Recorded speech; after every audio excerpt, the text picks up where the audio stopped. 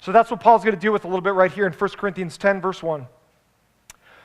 For I want you to know, brothers, that our fathers were all under the cloud and all passed through the sea and were all baptized into Moses in the cloud and in the sea. And so Paul right here, Paul is a Jew, and he's speaking to some of the Jews who would remember the stories from the Exodus. So in your book, in your Bible at the front, you have a book called Exodus. And right now there's a movie coming out. Christian Bale is going to play Moses in Gods and Kings, the movie that's coming out. It's actually a depiction of the story of the Exodus. And it's kind of weird for me that Batman's being Moses. I'm going to be really honest with you. Hello, I come to save you at Gotham. It's like, I don't know, it's Gotham, Egypt. It's weird for me that Christian Bale's playing Moses, because when I see him on there, I just go, he should have something. Okay, anyway, moving on. It's my own weirdness. As Paul is telling them this in the beginning of chapter 10, he's saying, remember the story from the Exodus. All of our fathers, our forefathers of Israel, the Jews, were slaves in Egypt. They cried out to God. God heard their cry. He sends Moses as their leader to get all the slaves and bring them out of Egypt, and they had to go through the Red Sea. Miraculously, God splits the Red Sea. Millions of people walk through on dry ground, and they're rescued from Egypt. So Paul's saying here, remember our forefathers who they saw the goodness of God. They were rescued by the goodness of God. With their own eyes, they saw the salvation of God. And then look what happened to them. They all ate the same spiritual food. God fed them with manna, the food of angels in the desert. The Sinai Peninsula is very similar to Southern California. It's cold right now. It's the winter. If you didn't have any clothes and you're out in the desert right now, you're cold. Even if you're dressed very, pretty warm, it's still cold out. So the way the nation survived when God led these millions of people through the Sinai desert was there was a pillar of fire at night, like a heater that heated the whole nation at night to keep them alive. Babies in the middle of the winter in the desert. He's keeping them warm at night. During the day, they followed a cloud that blocked the sun, so the whole nation didn't get torched as it walked through the desert. So Paul's making the point here, God's taking care of the nation day and night. There's no reason for them to rebel against God. He saved them and provided everything for them in the desert so they survive. And let's see what happens to Israel. Verse 4, and they all drank the same spiritual drink, for they drank from the spiritual rock that followed them, and that rock was Christ. Nevertheless, with most of them God was not pleased, for they were overthrown in the wilderness. Now these things took place as examples for us, that we might not desire evil as they did. Do not be idolaters as some of them were, as it is written. The people sat down to eat and drink, and then they rose up to play. We must not indulge in sexual immorality, as some of them did, and 23,000 fell in a single day. We must not put Christ to the test, as some of them did, and were destroyed by serpents, nor should we grumble. Do I got any complainers in the house?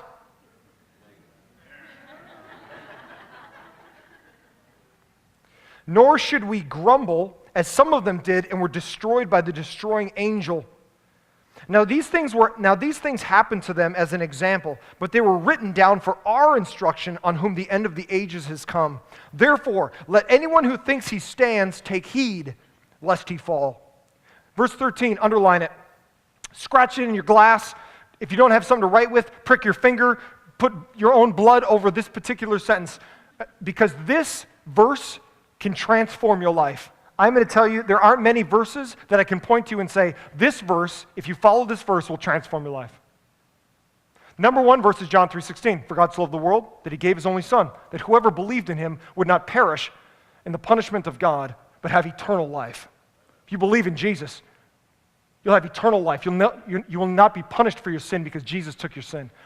Second to that verse is probably this verse. Ready? No temptation has overtaken you that is not common to man. God is faithful. He will not let you be tempted beyond your ability.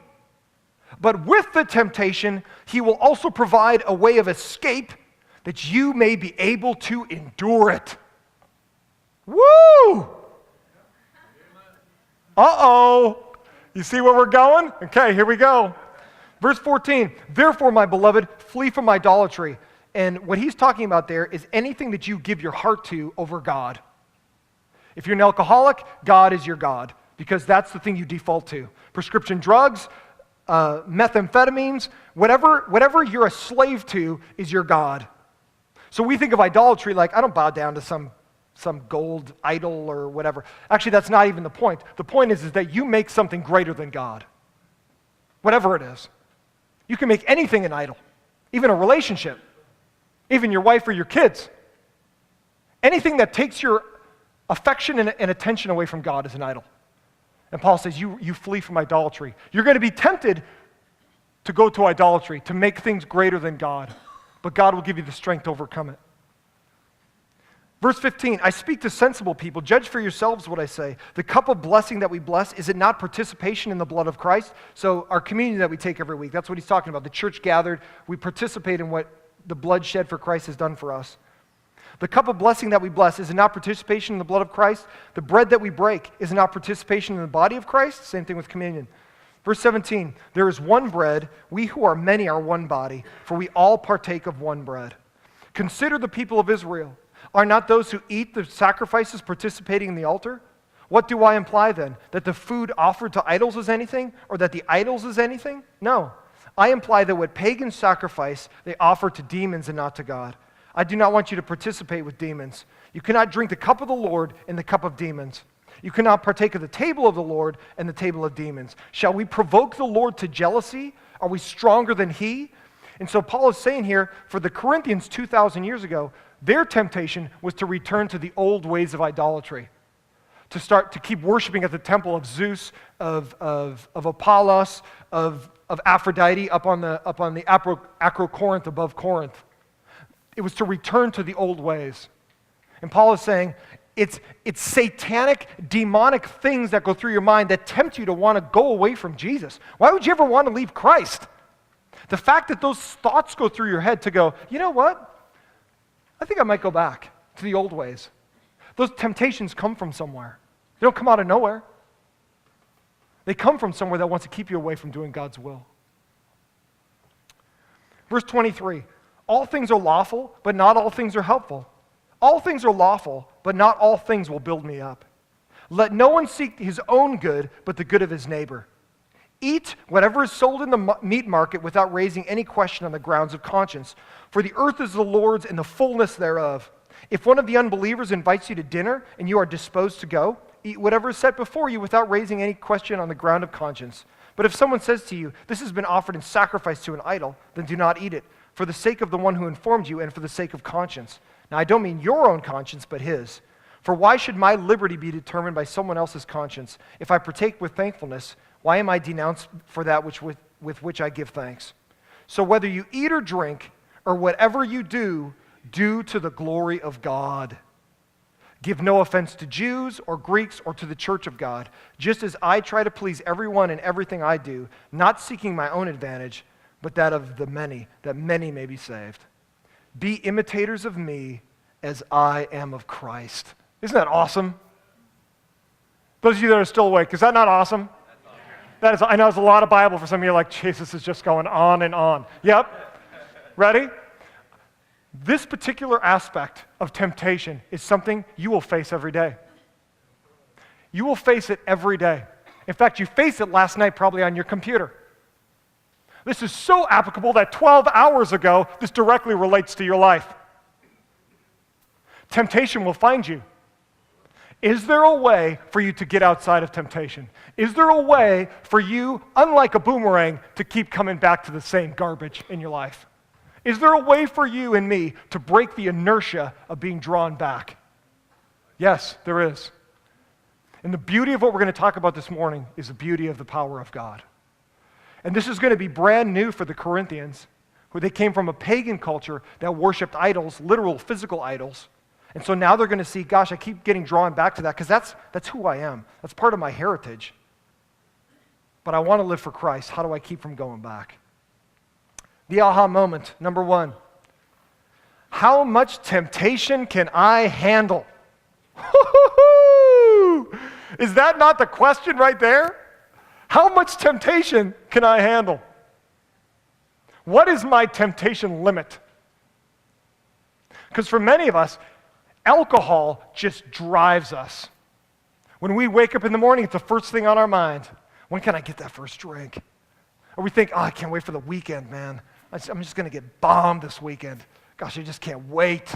And alcohol, when we go through Target or when we drive by a liquor store, it just calls out to us. Wouldn't it be great? Oh, remember me? Remember the schnapps we used to have together? Remember the Jägermeister when we couldn't feel our toes? Remember the Schlitz? Thank you.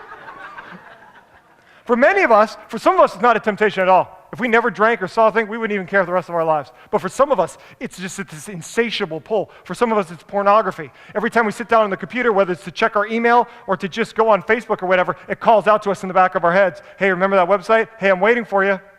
I'm waiting for you. Remember, I know you're lonely. Let's go. Let's go. I'm waiting for you. I'm over here. I'm just a click away, sweetheart. Let's rock and roll right now. Here we go. For many of us, it's a relationship. We can't wait to see him or her. But it's illicit. It's outside of our marriage. And we've given our emotions to someone else.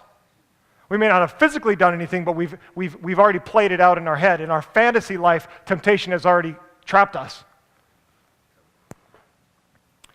And here's the thing. All of a sudden, it got super quiet. You're like, oh my gosh, this is like, wow. But here's where it is. Here's where we all live. We all live right here. And now Paul's going to talk about how we can deal with that in our lives. So here we go. For the Corinthians who had formerly sacrificed to idols out of fear that some god would be angry and punish them or fail to bless them, there was a strong temptation to return to idolatry. Because it was both part of their cultural tradition and religious habit that had been handed down for generations, many Corinthians viewed idolatry as part of their identity. So many of us that grew up in alcoholic houses or whatever, we feel a disposition to continuing that. Like, this is what I've learned, or this is what makes me feel good, or these are the habits I've developed in my life, so this is part of who I am. In reality, it's not part of who you are. It's just that it's so habitual for you that you think it's who you are because you do it all the time. But what you're tempted with is not the same as air. You can get by without your temptation, but you can't get by without air. But sometimes we equate what we're tempted with things we physically have to have. And Paul goes, no, there's temptation in this world, but you don't have to pursue it. It's not like air or water or gravity. You don't have to have it. You just desire it out of the evil part of your heart. But even if it's been a habit for generations, that doesn't mean you have to do it. Even if you've had generations of dysfunction, it doesn't mean you have to be dysfunctional, right? Because many of us are coming out of generations of like just marital and relational disasters. Speaking of Thanksgiving, right? This Thursday is one of the most dysfunctional holidays of the whole year, right? Everybody gets together. You know, you're on your 3rd or 12th marriage or whatever. And and there's like this half person from this half person that was related by 48 generations ago of people. And I mean, many of us sit down at Thanksgiving dinner and we just go, who are you? Are you even in our family? Here's what I'm saying. Many of us, Thanksgiving proves out how dysfunctional many of the generations that we've come from are, right? It's the perfect litmus test of dysfunctional generations is Thanksgiving. Who doesn't get invited, right? Or like when you're first married, when Julie and I first got married, it's like you gotta, at some point as a couple, you gotta go, oh, we're not having Uncle John. We're not having Uncle Johnny to Thanksgiving dinner. Because you know what happened last time? He got bombed off Jägermeister and slapped the cat. And so we're not going to do... And then, so you go through this list. It either gets shorter or longer depending on, who's going to be involved in your family. And the point I'm making is, you don't have to continue dysfunction. There's a temptation to continue the dysfunction because it's what you've always known. You say, oh, I come from a lineage of strong women. No, that just means they just talk too much.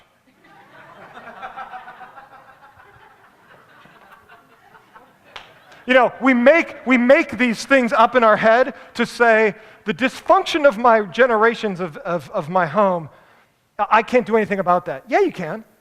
You don't have to be anyway. You can be the way God built you to be. There's no habit or anything that anyone's done to you that forces you to be a certain way. It is the power of God to make you new. You just need to break the habits in your life that draw you back to the old way.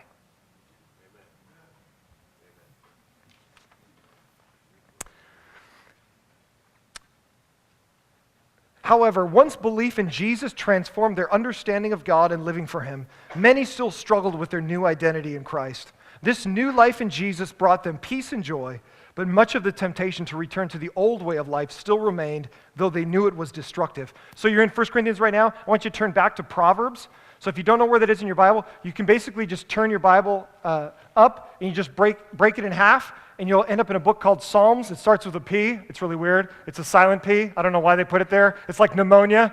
Why do you bother putting a P in front of pneumonia? I don't know. But it's Psalms. The book right after Psalms is Proverbs. I love this verse. I love this verse because it deals directly with temptation. Proverbs 26:11. Proverbs 26:11.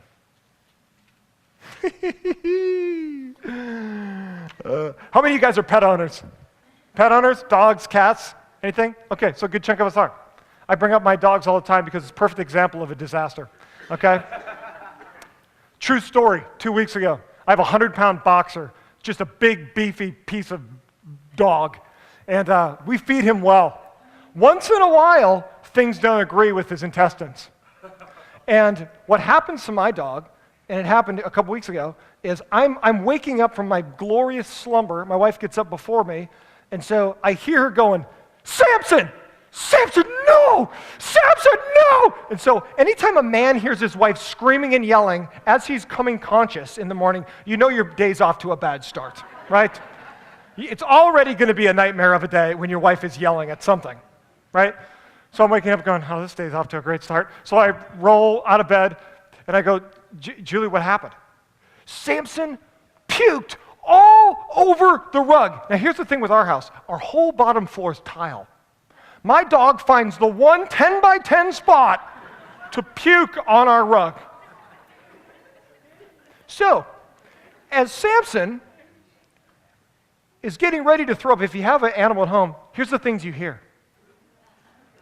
You could just be sitting there just minding your own business as a wonderful pet owner. You hear this.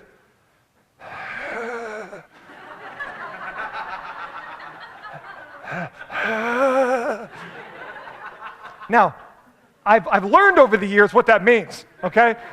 If it comes to a point where your dog or cat is going like this, you're going to have problems in a moment. So my wife or myself grabs the dog. Samson, get outside, get outside. Well, we couldn't get the dog out fast enough, so the dog was like chucking up chunks of dog food, pre-digested dog food all over this rug, okay? The interesting thing is if I didn't clean that up and I let my dog back inside, you know where that dog would go? Right back to that vomit. You know what that dog would do?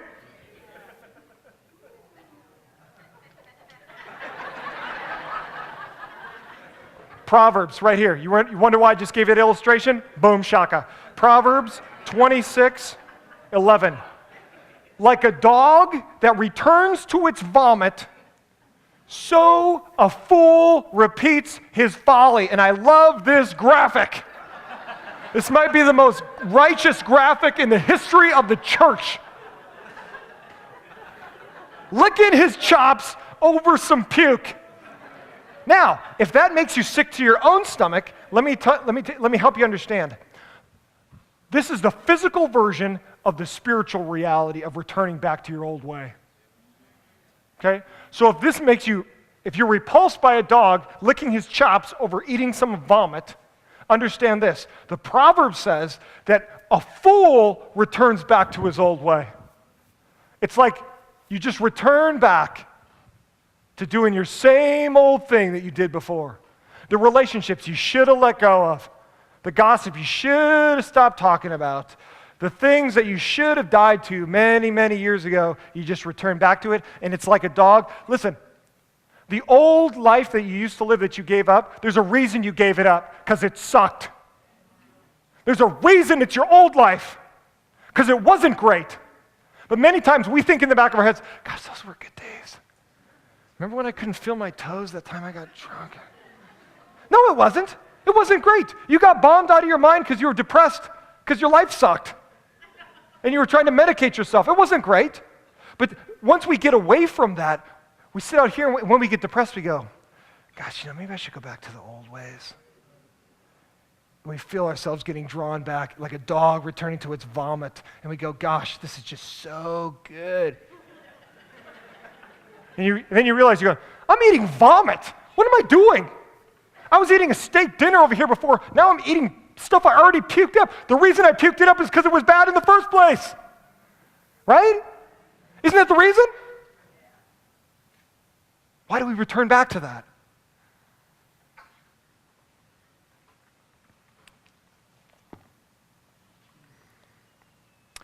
Though they had all experienced the freedom God provided, when tempted, millions in the nation of Israel fell back into old patterns of behavior, including sexual immorality and faithlessness, which brought about the eventual death of all the adults in the nation except for two.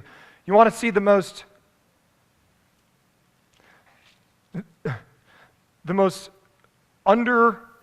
underspoken, under-realized verse in the whole Bible is actually 1 Corinthians 10, verse 5. 1 Corinthians 10, verse 5. This is the most understated verse in the whole Bible. Paul says this, nevertheless, with most of them, speaking of the adults of the nation, God was not pleased, for they were overthrown in the wilderness. You want to know what most of them meant? There was millions of adults. God killed every one of them in the desert. You know how many made it from that nation into the nation of Israel, the promised land? You know how many of those made it? Anybody know? 2 people out of millions. When Paul goes, God wasn't pleased with most of them. Oh yeah. No, 2 out of a couple million is pretty much most. Joshua and who else? Caleb. Joshua and Caleb are the only 2 adults from the nation of Israel that was rescued, that God had to go into the promised land. He let every one of the rest of the millions of men and women die that saw the salvation of God. You want to know why he let them die? Because they didn't go forward in their life. They wanted to return back to their old ways.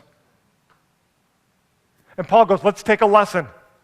Let's not go back. Let's not be like a boomerang that gets sent out and goes, yay, awesome, look at this new life I've got. Oh, I'm back to where I started. Let's not be like that. Despite the strength of temptation, Paul encourages believers that God is stronger and that he will never allow any temptation that is beyond the ability to walk away from. I want you to understand this morning.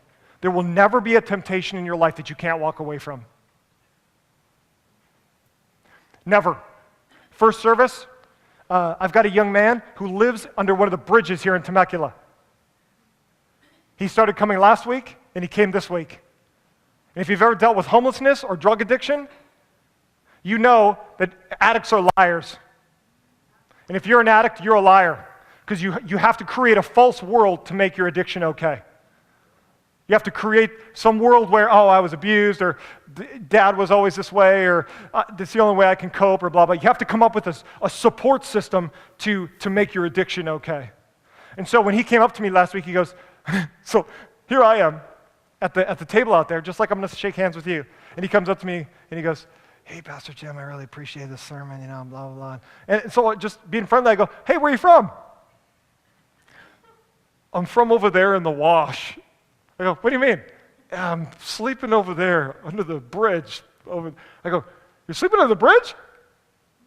What do you mean you're sleeping under the bridge? He goes, yeah, I'm just coming off meth addiction. I just got clean. And I go, that's awesome. How long have you been clean? And you know what I like? He looks at his watch. True story. He looks at his watch. He goes, 16 days and like 8 hours. And I go, you know what? Good for you. Good for you. Because there has to come a point in your life where you're so wrecked about your own, disgusted with your own self, that you let go of your false structure that you built to support your thing, and you just go, I'm done. I'm going to start living for God now. And he came here today dressed like a non-homeless person, and he comes to me and he goes, you know what, I really want to get involved to help out at Margarita Middle School. He goes, God has done such amazing things in my life for the last 16 days that I want to help out over there. True story, just for service. So here's my point. My point is, there's never a time in your life where you can't walk away from your temptation. You're going to think, I'll never not be an alcoholic. I'll never not watch porn. I'll never get off meth. I'll never stop being a gossip or a flirt. Hey, there's some of you guys that you're 40 years old and you've been married for 20 years and you still flirt with the people at work like you're 21 and single. You're not 21 and single. Look in the stinking mirror and realize you're not 21 and single. You're a grown man or grown woman. You need to leave those old flirting ways behind and start living for God. You need to start honoring what God has built into your life. If you're married, you don't mess with that stuff anymore. You don't look for attention from other people. You die to that, man. God already gave you your direction. You work on your stinking marriage rather than trying to, hey, look how amazing I am. You be the man or woman God called you to be. I don't even know where that came from, but that's for somebody out there. Okay, good. But Jesus is real, people. I'm not joking. Okay. I want you to understand, there is no temptation that is unbreakable. Temptation will say to you, come back. Come back. Remember all the good times we had? Or isn't this going to be great? This is going to be awesome. There is never a time when temptation will irresistibly pull you back. There's no temptation that irresistibly grabs you and says, you can't get out. It's just the inertia of habits. It's the same stuff we've done for years. You need to break that inertia and break away from those habits and start living a new life and not return back to the orbit of temptation in that area. We left that.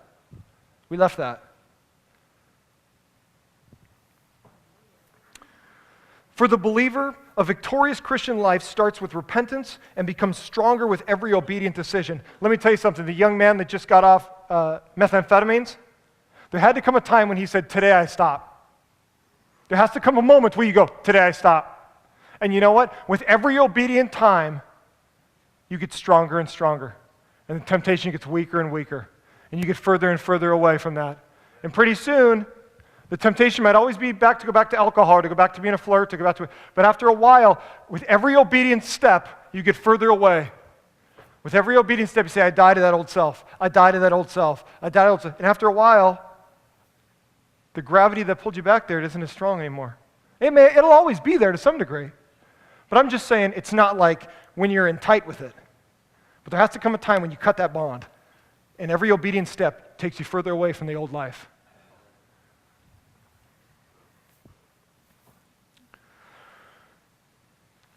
Temptation will never be totally eradicated in this life, but believers can lessen the opportunities by filling their mind with biblical truth, their time with kingdom work, and their company with godly people. Where you're in 1 Corinthians 10, turn a couple pages over to 1 Corinthians 15. 1 Corinthians 15:33. And this is based off of one of the Proverbs. Hey, young people. Hey, are you in your teens right now? Are you in your 20s? Are you single? Guess what? I got a life verse for you. 1 Corinthians 15:33. Tattoo it on your forehead, make it backwards so when you look in the mirror, you read it correctly, and have it say this: do not be deceived. Bad company corrupts good morals. And it's also the Greek word that means character. It means who you are inside. Ready? Bad company corrupts good character.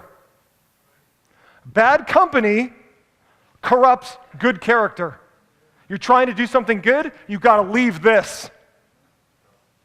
Because all those old boys you used to hang out with, dude, they're my college friends. I can't leave those guys. We used to have such a good time. Guess what? Jesus is greater than your college friends. Jesus is going to be there a lot longer than Johnny, who you went to college with. You got to break away from the old habits and the old people that dragged you into those habits. Bad company corrupts good character. So, to keep good character, I break away from bad company. Because some of you guys think you can still stay here and still be this. And you cannot. You can't be this and stay here long term. Because this company will become part of your company.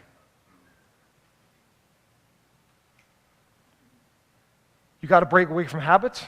and from people that feed those habits. Hey, you get over alcohol? Don't go, I'm going to head on down to the bar and shoot some pool. Now, maybe I can do that because I don't have a problem with alcohol. But if you got a problem with alcohol, you don't sit there and play pool going, oh, gosh, that beer smells good. Oh, man. Stupid. If you got a problem with pornography, you don't head to Las Vegas to watch a show. Be smart. Bad company corrupts good character. For many of us, we got to start a new life with new people. And guess what? That's exactly the definition of the church. These are those people. Not perfect. You won't find perfect people here, but you'll find a lot of people striving to be like Jesus. You jump on with those people and you go, boom, this is where I need to be. I'm not perfect, they're not perfect, but man, by the grace of God, we go forward together. I'm not alone. I don't have to stand out here trying to be a good person by myself. I join in with other people doing the right things for God. Isn't that beautiful? That's the church. You don't just show up to church. You become part of the church. You don't visit churches. Okay, I'm not going to start on that. Just get part of a church. Visit and stay. Visit and stay. Believers should not let the seed of temptation find fertile soil to root. Believers should not let the seed of temptation find fertile soil to root in. I grew up in northern Minnesota. I grew up on 40 acres. I mean, you think some of you guys got some places to live? You're like, dude, I got 1/8 of an acre. Which you paid, $750,000 for or whatever. I grew up on 40 acres on a hunting and fishing resort on 2 lakes. So, for me, mowing the lawn took weeks. Literally weeks to mow the lawn.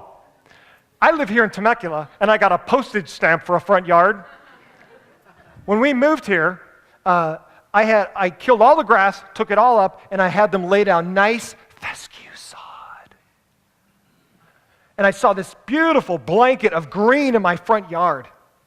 And I would walk on it, and I could mow it in like 3 minutes.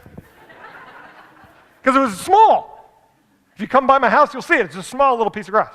However, there was a day I walked by, and I was like, what's this? That don't look like fescue. And now, nobody else mows my lawn. I mow my own lawn, so I know it didn't come from somewhere else. But somehow, in this beautifully pristine grass that was laid from a company that wouldn't have had any defect inside of it, I see this weed growing. And I bent over, and I grabbed whatever wasn't fescue grass, and I pulled it up so that I pulled it up by its roots. And I said, shame on you for being in my grass. You know the thing is that for many of us, when we don't check the things that are growing in our lives, they just multiply. If we don't pull them out when they're small, it just goes boom, and then boom, and then boom. And for those of us that have had yards that have gotten away from us, I mean, pretty soon there's like, like a scarecrow weed growing in the corner. We go, sweetie, what is that thing? I don't know. It's like alive. I mean, there's things growing in your yard that's like, what happened to my beautiful lawn? The thing that happened to your beautiful lawn was you didn't take care of the weeds. And they took root, and they multiplied. And watch what happens. All the good things in your life are going to die if you don't take care of the weeds. Because what happens is the beauty that you love, the relationships you love, they're all going to train wreck if you don't deal with your secret life. If you don't deal with your secret life, your secret fantasy life, your secret escape mechanism, if you don't deal with that, all the good things that you love, your marriage, your kids, whatever it is, your job, all that stuff is going to vaporize because all your poison is going to come spilling out, a la Bill Cosby. Right? And if you don't know, Google it when you get home and watch a train wreck of a life that's happening right now with him. So watch this. You can keep on stuffing your junk in a closet, but at some point, that closet's going to come open. Well, watch. If you deal with it when it's small, and you walk away from temptation and get rid of it, you can enjoy the good things of God. If you don't deal with that, it's just going to keep getting bigger and bigger and bigger. And we've all seen how lives have been destroyed when it gets splashed out on the internet.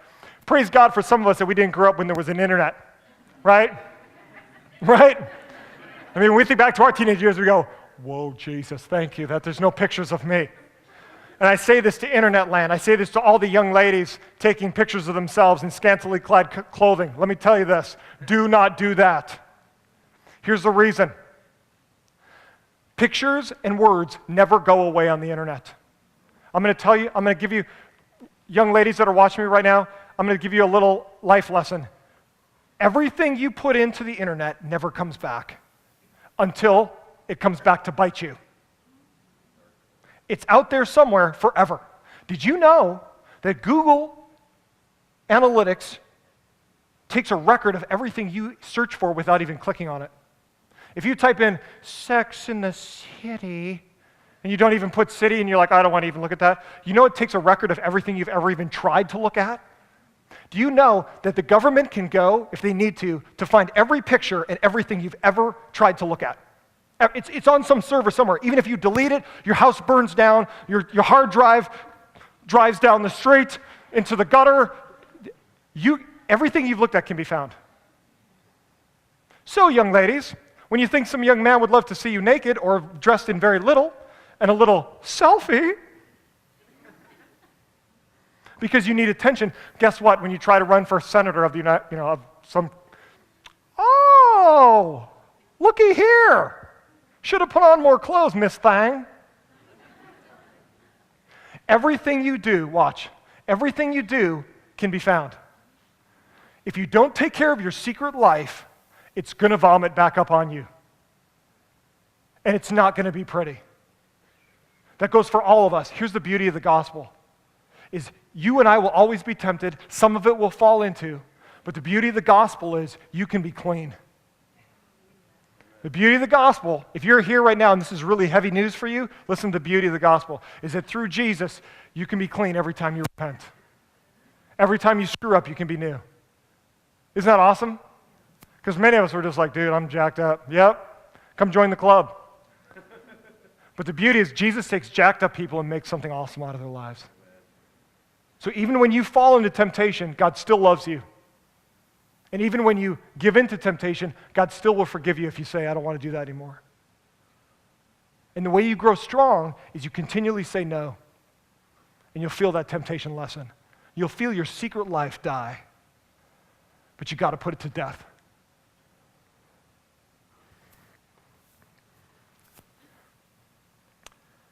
Being tempted is not a sin.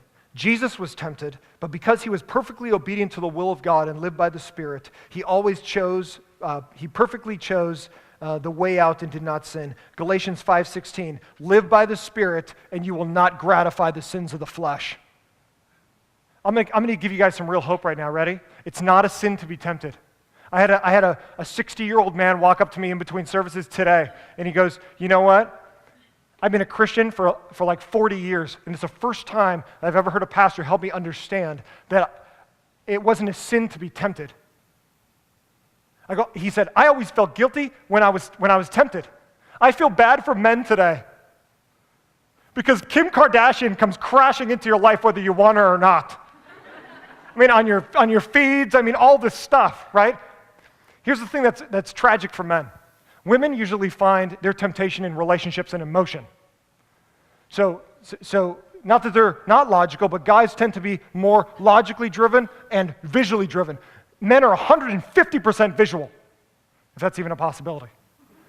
Women, a little bit visual, but more emotional. What's important is more emotion than what they see. Men, bam! What do I see right now? That's what's important. Which is why I feel bad for men. Literally, on your phone, in 5 seconds, you can find the most porn in the history of the world. Back in my day, 70s and 80s, you actually had to go to some disgusting place with a mangled flashing sign that said adulty something, and you had to walk into a disgusting place to rent something disgusting. Now, I can get that disgusting stuff in 5 seconds on my phone, right? Temptation with the internet has become 1,000,000 times more intense. However, nobody forces you to look at things. If temptation comes your way, you see pictures that you shouldn't be there, boom, you turn away. Nobody's forcing you to click, right? Before most of us got used to internet spam, scams, where like your best friend or whatever sent you an email and he goes, check this out. And it was like a blue link underneath. And you're like, oh, Johnny sent me something fun to watch. Click, and you end up in like porn land, and you're like, what? I can't believe Uncle Johnny would send me this, this link. And then you realize, oh, okay, his email was compromised, and somebody's sending out all this stuff. It's not him sending it to me. So now, today, when those same things pop up, somebody's email gets compromised, I get sent emails from some of you guys with a blue link underneath it. I go, delete.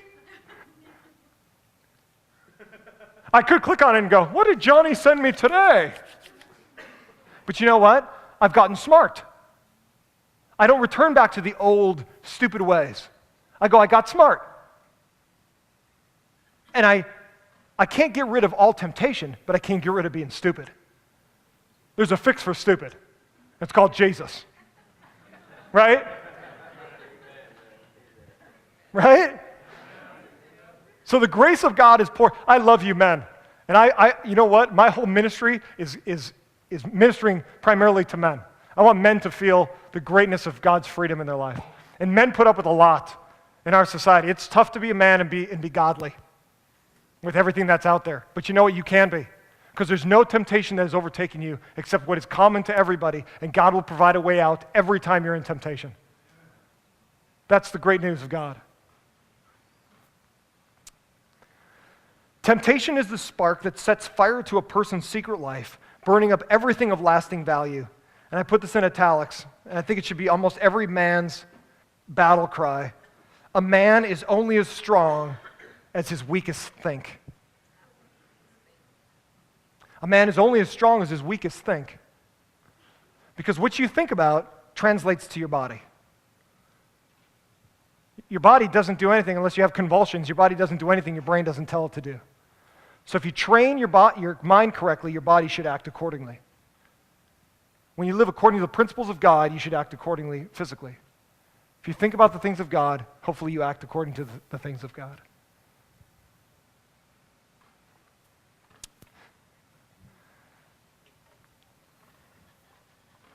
So, a couple weeks ago, I'm laying in bed again. And I hear this.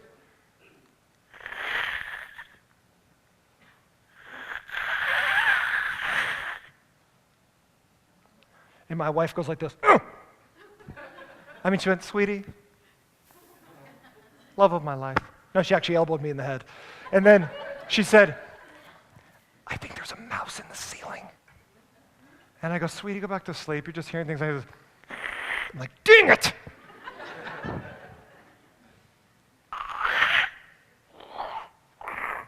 I'm like, oh man, I'm gonna have to get something. So I went out and got some traps to get a mouse. Put them up in the little attic, and guess what? I used something I know that mouse is gonna like to get him. There's also something you can get at Home Depot for something a little bit bigger. Say you don't have a mouse. Say you got a rat. Now this little beast right here, this thing can almost break your finger. This thing is made to catch not little mice, but big fat daddies that have been living for a while. This thing works by the same principle. This morning in the first service, I went to one of the cupcakes and took some of the frosting off. So if you see a cupcake with just a finger through it, don't eat that one, because I use that for the frosting that's on this trap. And I sprung this trap before the service. I'm sure glad Eric didn't step on it when he was playing guitar. That would have been some awesome guitar playing. I put frosting on the inside of this trap. Temptation works like this.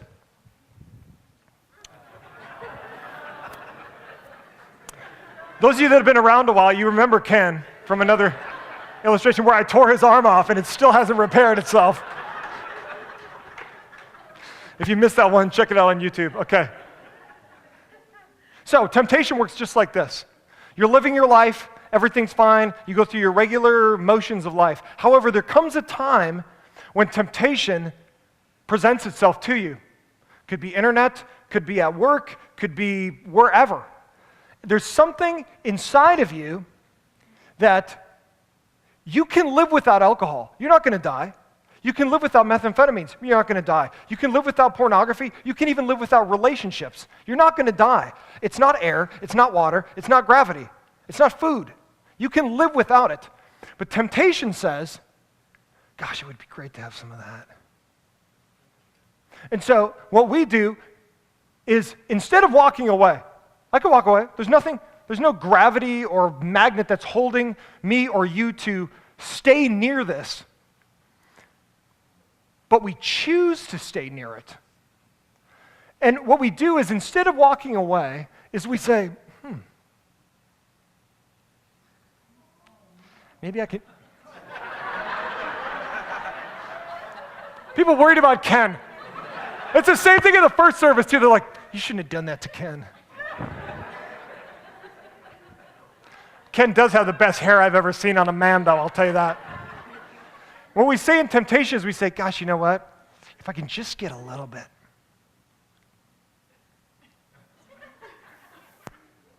Maybe just a little taste will be, gosh, you know what? But a little bit, a lot's better than a little bit. And then right when we think, this is great, this isn't going to hurt at all. Oh my gosh!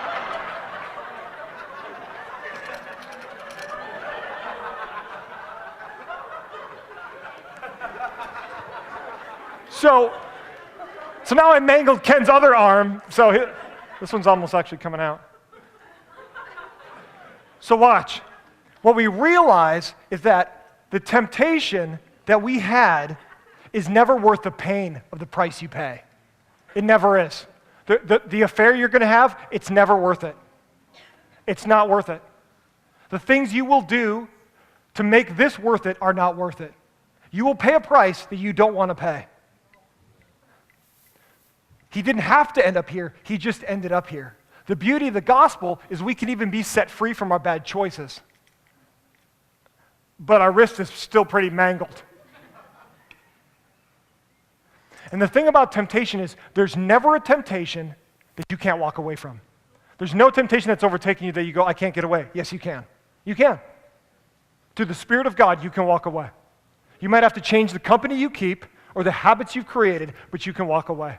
You never ever have to end up in a situation where you're broken. We choose it sometimes, but the beauty of God is that even when we are broken, He can heal us. We can be new in Christ when we repent. Isn't that awesome? I can't say that about anything else, but with God, the beauty of what God does is He takes brokenness. I can't even fix this arm, but He can take brokenness and He can make us whole again. That's the beauty of Jesus. That even when we fail, God never fails us. Even when we fail, God never fails us. You will never be tempted beyond what you can bear. And that's good news for some of us. And it's not a sin to be tempted. It's only a sin when you give in to that temptation. Isn't that beautiful? I hope that frees some of you from feeling guilty about being tempted and maybe feeling like, gosh, I always give in, I'll never be different. You can be different because God can make you different if you're ready to become the man or woman of God that He created you to be.